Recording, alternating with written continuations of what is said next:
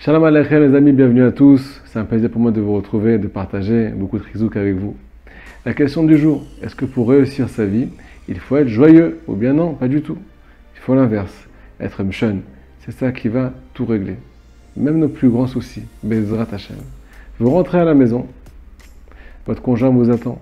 Vous avez passé une sale journée. Vous avez envie de continuer ou bien de l'arrêter?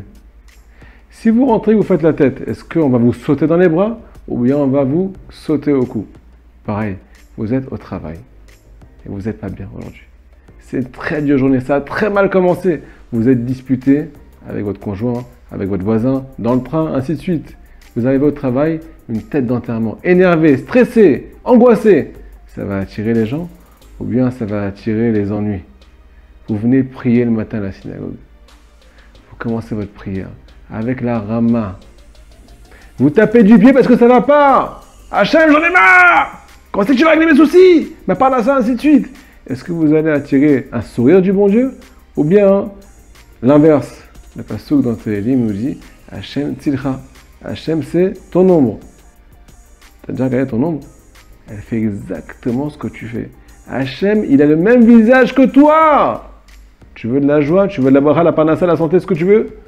Ça démarre par un sourire. Le sourire amène un sourire. C'est l'effet aimant, ça attire les bonnes choses. Dans notre vidéo, on donne aujourd'hui 3 bonnes raisons de faire le deuil de la tristesse et de faire l'anniversaire de la joie. C'est votre jour de naissance aujourd'hui, les amis. Imaginez-vous dans notre paracha, le passouk nous dit que toutes les malédictions viennent à cause d'une seule chose, un manque de joie dans le service divin.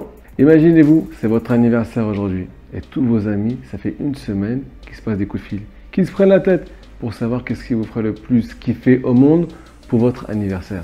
Le plus beau cadeau, espérez et imaginez. Et là arrive le jour J, ils sont tous avec le téléphone, il y en a un qui se dirige avec le cadeau, tout le monde filme pour voir vos traits de visage, comment ils vont bouger. Est-ce qu'ils vont être émerveillés? Est-ce que vous êtes ému? Est-ce que vous allez vous évanouir de kiff? Et là, vous recevez le cadeau, vous êtes avec le cœur qui bat, ainsi de suite. Vous ouvrez le paquet cadeau, et là, c'est pour qui ça? C'est pour moi? Mais c'est pas à ma taille. C'est pas la bonne couleur, c'est pas assez parfumé, pas assez coloré. C'est un truc que j'ai jamais imaginé. Comment vous avez pu imaginer que j'aimerais une chose pareille? C'est pas pour moi. J'en veux pas ton cadeau. Il y en a qui réagissent comme ça. C'est des enfants, ou parfois des grands enfants, des adultes, quand ils reçoivent les cadeaux du bon Dieu dans leur vie. Hachem nous donne beaucoup de choses, les amis. Même si ce n'est pas forcément à notre goût. Il faut savoir que, même que nos amis, ils ne vont pas vouloir recommencer à nous faire un joli cadeau l'année prochaine. Peut-être que la Kadosh Baruch Hu, c'est la même chose.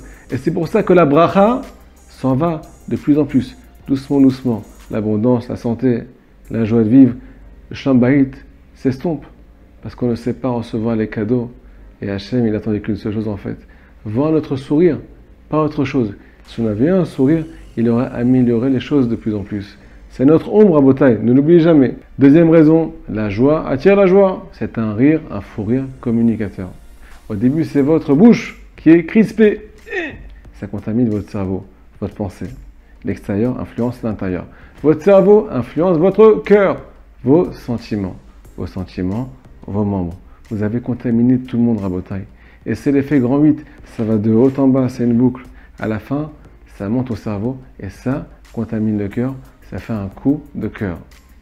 Imaginez-vous que, selon la méthode du NLP, chaque matin, on doit se poser 10 questions qui vont nous renforcer, qui arrêtent de détruire les personnes. Il y en a qui se posent des questions qui les détruisent au tout début de la journée. Comment ça va se passer? Qu'est-ce qui va m'arriver? Je vais réussir, je ne vais pas réussir. Selon le NLP, on doit se poser 10 bonnes questions qui vont nous aider à arriver à notre but à Botaï.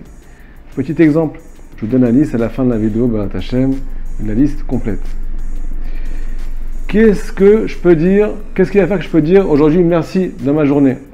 Qu'est-ce qui va faire que je vais dire merci Hachem? Il y a quelque chose qui peut m'aider à dire merci, quelque chose qui me donne envie de remercier Dieu ou pas? Notez peut-être qu'il y a quelque chose de vraiment sympathique que Hachem vous a donné mais qui a été caché par vos sentiments négatifs. Deuxième question, qu'est-ce qui peut faire monter un sourire sur mon visage aujourd'hui? Il y en a plein de raisons. Sauf qu'on n'en veut pas. Parce qu'on n'a pas ce qu'on veut maintenant. Posez-vous cette bonne question. Qu'est-ce que je peux faire? Qu'est-ce qui va faire monter un beau sourire sur mon visage aujourd'hui? Aujourd'hui, pas demain. Maintenant, est-ce qu'il y a quelque chose de sympathique pour toi qui te donne envie de sourire? Troisièmement, qu'est-ce que je veux ressentir aujourd'hui? Vous voulez tous ressentir des choses positives. Alors, marquez-les. Ça va vous aider à y arriver. Quatrièmement, sur quoi je peux me concentrer aujourd'hui? Vous avez un but, par exemple la joie. On ne peut pas réussir sans joie. Qu'est-ce que je peux faire pour y arriver? Qu'est-ce que je peux faire pour arriver à mon but? Écrivez, Rabotai, ça aide à cadrer, fixer l'esprit. Qu'est-ce qu'on est en train de dire ici? On est en train de dire qu'au début de la journée, il faut attraper la bonne corde. Cette corde, elle s'appelle Simcha. La Simcha amène à bonne destination, où vous voulez arriver vraiment à la vérité. Par contre, si vous prenez la mauvaise corde, au tout début de la journée, la corde de l'âme, jeune attitude. Je vais faire la tronche à mon mari, à ma femme, mes enfants, à moi-même, au bon Dieu, à tout mon entourage. Vous allez voir où vous allez arriver à la fin de la journée. Troisième bonne raison pour faire le deuil de la tristesse et mettre la joie en avant. Imaginez que vous avez un projet véritable, quelque chose qui va changer votre vie. C'est bientôt Rosh Hashanah, le jour du jugement, tout le monde se prépare, on va ramener un joli dossier devant un Kadosh Baruch Hu. Qu'est-ce que tu proposes, toi le juif, pour que je te donne une super année?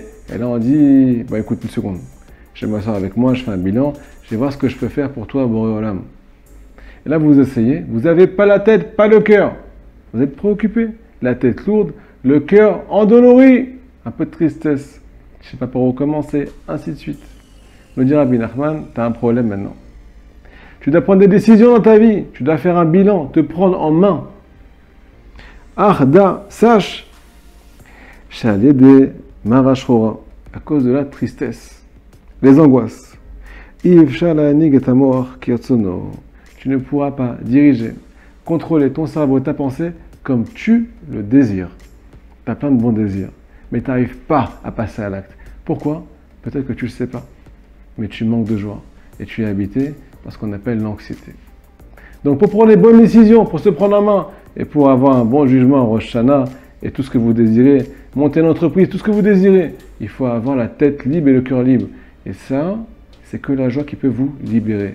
Le pasuk nous dit, vous allez sortir de votre exil grâce à la joie. Donc maintenant on a compris le pasuk de notre paracha. Tachat asher lo avata et Hashem elokcha. Besimcha betuv levav mirov kol, puisque tu n'as pas servi Dieu dans la joie. Avec un cœur joyeux, mirov kol, quand tout allait bien. Rabotai, il y a beaucoup de choses qui vont bien dans notre vie. Mais on n'est pas conscient parce que notre tête, notre cœur est concentré, dirigé vers le négatif. C'est pour ça qu'on vous demande de vous prendre en main et de ne plus vous laisser aller. Shabbat Shalom!